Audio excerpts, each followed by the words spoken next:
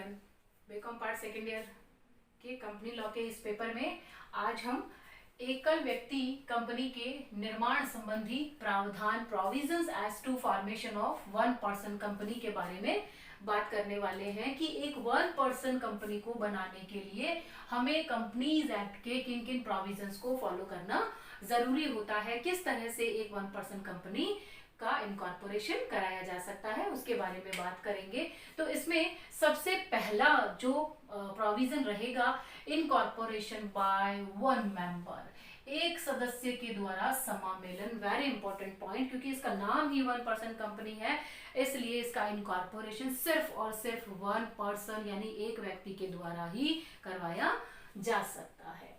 Next point कहता है Indian citizen और नेचुरल पर्सन और इंडिविजुअल, यानी भारतीय नागरिक, एक सजीव व्यक्ति या एक व्यक्ति ही इसका इनकॉर्पोरेशन करवा सकता है। कहने का मतलब ये है कि कोई आर्टिफिशियल पर्सनालिटी, कोई फर्म यदि चाहे तो वन पर्सन कंपनी का इनकॉर्पोरेशन नहीं कर सकती है, एक नेचुरल पर्सनालिटी ही वन पर्सन कंपनी का इनकॉर्पोरेशन करवा सकती है। अब सवाल ये उठता है कि भारत में वन पर्सन कंपनी का जो इनकॉर्पोरेशन होगा वो कौन सा नेचुरल पर्सन कर सकता है, तो उसका जो जवाब है वो ये होगा कि वह भारत का नागरिक हो और भारत का निवासी होना चाहिए, यानी इंडियन रेजिडेंट होना चाहिए और इंडियन सिटीजन होना चाहिए।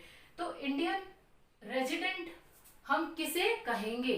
तो जब आप वन पर्सन कंपनी का इनकॉर्पोरेशन करवाते हैं या कोई भी पर्सन वन पर्सन कंपनी का इनकॉर्पोरेशन या रजिस्ट्रेशन करवाता है, तो वह पिछले वित्तीय वर्ष यानी प्रीवियस फाइनेंशियल ईयर में कम से कम 182 डेज वह भारत में रहा हो या रुका हो, तो उसे हम इंडियन रेजिडेंट कहते हैं। और ऐसा इंडियन रेजिडेंट किसी ओपीसी को रजिस्टर्ड करवाने के लिए एलिजिबल माना जाता है। नेक्स्ट पॉइंट कहता है मैक्सिमम नंबर ऑफ कंपनीज, कंपनियों की अधिकतम संख्या, यानी एक पर्सन अधिकतम कितनी ओपीसी बना सकता है। तो इसके बारे में ये कहा गया है कि एक पर्सन केवल एक ही वन पर्सन कंपनी का रजिस्ट्रेशन करवा सकता है, उससे ज्यादा का नहीं करवा सकता। यदि वह एक कंपनी में मेंबर है और फिर से दूसरी कंपनी में मेंबर बनता है, तो मेंबरशिप के 180 डेज के अंदर अंदर उसे दूसरी कंपनी की मेंबरशिप को छोड़ना होगा, क्योंकि प्रोविजन यही कहता है कि वन पर्सन कंपनी का फॉर्मेशन कोई भी मेंबर सिर्फ एक बार ही कर सकता है। नेक्स्ट पॉइंट कहता है incorporation as a private company. Very important point कि ओपीसी का जो रजिस्ट्रेशन होगा या वन पर्सन कंपनी का जो निर्माण होगा वो सिर्फ और सिर्फ एज अ प्राइवेट कंपनी ही होगा, एक निजी कंपनी के रूप में ही उसका फॉर्मेशन कराया जा सकता है, अदर कंपनी के रूप में नहीं कराया जा सकता है। और ऐसी निजी कंपनी लिमिटेड लायबिलिटी वाली, अनलिमिटेड लायबिलिटी वाली, limited by shares, limited by guarantee, किसी भी तरीके की हो सकती है, लेकिन वो एक पब्लिक कंपनी नहीं हो सकती है। Next point, only one subscriber, एक ही अभिदाता। ओपीसी के मेमोरेंडम पर केवल एक ही पर्सन सिग्नेचर करेगा, एक ही व्यक्ति साइन करेगा, वही उसका सब्सक्राइबर माना जाएगा। यानी in case of OPC one person company memorandum पर सिर्फ एक ही व्यक्ति सिग्नेचर करेगा, वही उसका सब्सक्राइबर या अभिदाता माना जाएगा। Next point, nominee of subscriber, बहुत इंपॉर्टेंट है कि जब वन पर्सन कंपनी बनती है तो उसमें वो ही व्यक्ति लगभग सदस्य माना जाता है, वही संचालक माना जाता है।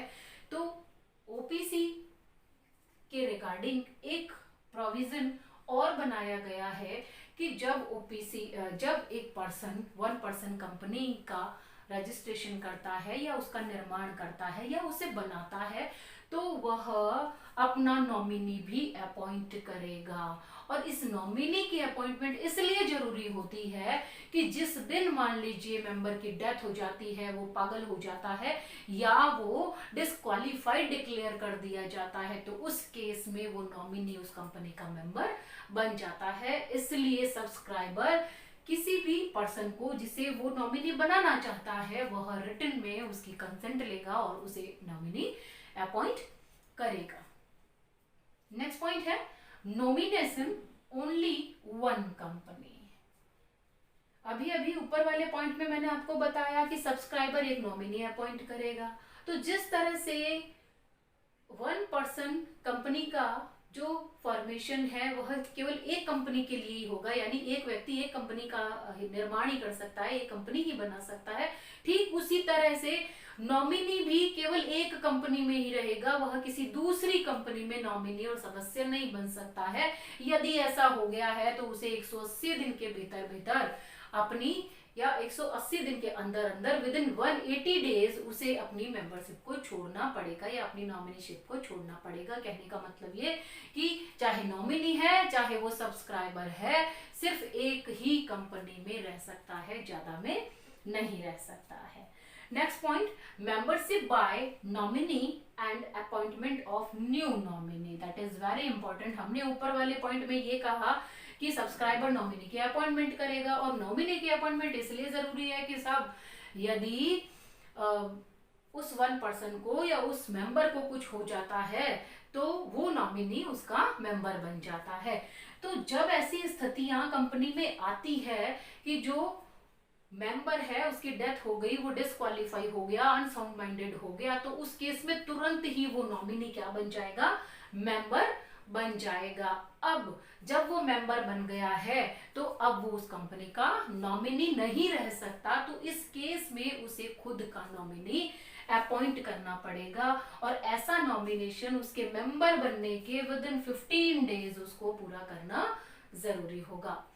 नेक्स्ट पॉइंट रजिस्ट्रेशन का, पंजीकरण का या इनकॉर्पोरेशन का, कि कंपनी को बनाने के लिए कई सारी फॉर्मेलिटीज को पूरा करना पड़ता है, कई सारी कागजी कार्यवाही होती है, डॉक्यूमेंटेशन होता है, उनकी तैयारियां होती है, प्रिंटिंग होता है, सबमिशन होता है, फिर इनकॉर्पोरेशन का सर्टिफिकेट आता है। तो रजिस्ट्रेशन को लेकर के जो भी फॉर्मेलिटीज है, जो भी कंप्लायंसेस होते हैं according to Indian Companies Act, वो पूरे करने जरूरी होते हैं। जब तक आप वो पूरे नहीं करते किसी 1% कंपनी का इनकॉर्पोरेशन बहुत मुश्किल होता है, नहीं हो सकता है।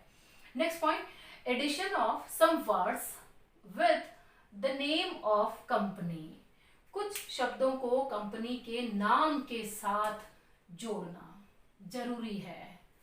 यदि आपने 1% कंपनी को बनाया है तो हमने अभी अभी आपको बताया कि 1% कंपनी केवल एक निजी कंपनी के रूप में ही बन सकती है, सार्वजनिक कंपनी के रूप में नहीं बन सकती है। तो इस केस में जैसे ही ओपीसी का निर्माण होता है या वो बनती है, उसका फॉर्मेशन होता है, उसके नाम के साथ पीवीटी यानी प्राइवेट लिमिटेड ओपीसी 1% कंपनी और ऐड करना जरूरी है।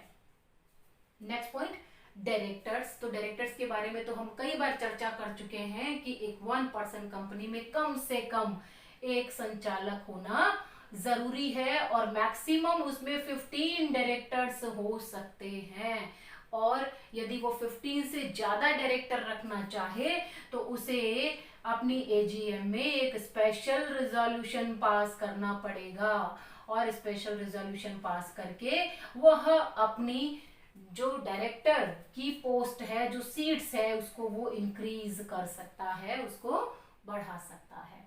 Next point OPC is not for the purpose of charity.